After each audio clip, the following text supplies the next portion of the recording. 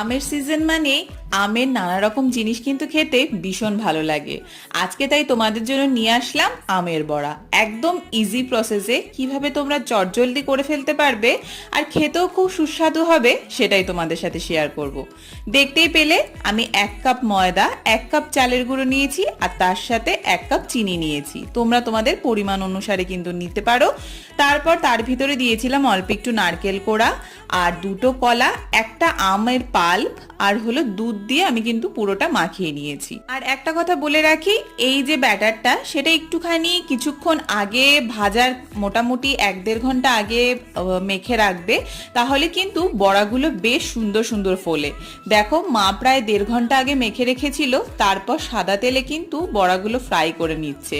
বড়াগুলো এত সুন্দর খেতে হয়েছে আর বেশ সুন্দর সুন্দর ফুলেছে, আর ভিতরটাও কিন্তু বেশ মচমচে হয়েছে। অবশ্যই ট্রাই করতে পারো।